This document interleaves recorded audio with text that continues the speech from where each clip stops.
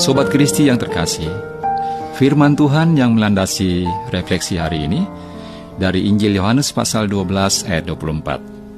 Aku berkata kepadamu, sesungguhnya jikalau biji gandum tidak jatuh ke dalam tanah dan mati, ia tetap satu biji saja. Tetapi jika ia mati, ia akan menghasilkan banyak buah. Sobat Kristi yang Tuhan kasihi, tahukah Anda bahwa hukum tabur tuai berlaku dalam kerajaan Allah? Waktu kita menabur doa, kita akan menuai apa yang kita doakan. Begitu juga jika kita memberikan kasih, perhatian, dana, waktu, dan tenaga kepada orang yang membutuhkan, maka kita akan menuai apa yang kita tabur tersebut. Mereka yang mau memberi waktunya untuk kita, memberkati kita dengan materi, dan memberikan kita tenaga, mungkin tidak secara langsung kepada kita, tetapi kepada anak atau cucu kita, maka kita akan melihat setiap taburan itu pasti akan menuai pada waktunya. Jika kita hanya menunggu waktunya dan bagaimana Tuhan melakukannya, itu bukan urusan kita, tetapi urusan Tuhan sepenuhnya. Sobat Kristi yang Tuhan kasihi, hari ini saya rindu berbicara sebuah fakta, kebenaran, prinsip daripada firman Tuhan tentang tabur tuai.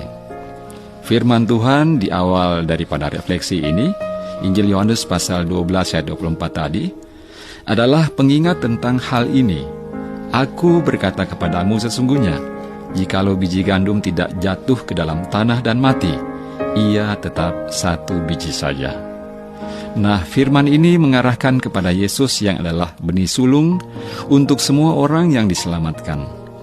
Melalui kematian Yesus, penderitaan, kesakitan yang ia alami, ia mati untuk dosa saudara dan saya.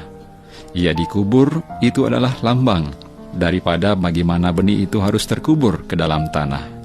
Baru nantinya akan bangkit melalui tunas. Kebangkitannya itu menghasilkan orang-orang yang mengalami pertobatan sampai pada hari ini. Tuaian jiwa yang tidak akan pernah berhenti.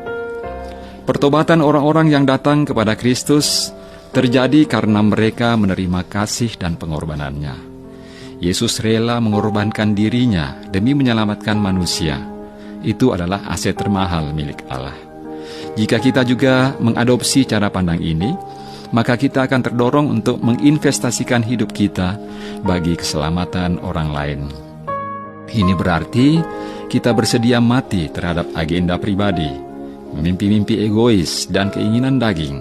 Sebaliknya, kita memilih untuk hidup dalam visi Tuhan, menghidupi firman-Nya, dan mewujudkan kasih-Nya kepada orang lain. Kita menabur waktu, tenaga, uang, dan kemampuan untuk menjangkau mereka yang Tuhan tempatkan dalam kehidupan kita. Sobat Kristi, ketika kita melakukan hal ini, maka kasih Tuhan akan mengalir melalui kita, serta menyentuh hati mereka. Jiwa-jiwa akan diselamatkan, dan dari orang yang bertobat akan lahir pertobatan demi pertobatan lainnya. Hidup kita yang ditanam dalam rencana Allah akan menghasilkan buah yang berlipat ganda untuk kemuliaan nama Tuhan. Nah, sebagai momen refleksi pada hari ini, adakah satu nama yang Tuhan taruh di hati saudara? Atau seseorang yang belum mengenal keselamatan? Nah, oleh karena itu, mulailah dengan mendoakan orang ini. Kemudian ambillah langkah nyata, hubungi, kunjungi atau bagikan kasih Kristus secara langsung. Percayalah bahwa dengan penyertaan Roh Kudus dan kasih Allah, investasi Anda akan berbuah kekal. Ingat bahwa selagi ada waktu, mari kita menjadi saluran kasih Tuhan bagi keselamatan jiwa-jiwa. Tuhan Yesus memberkati.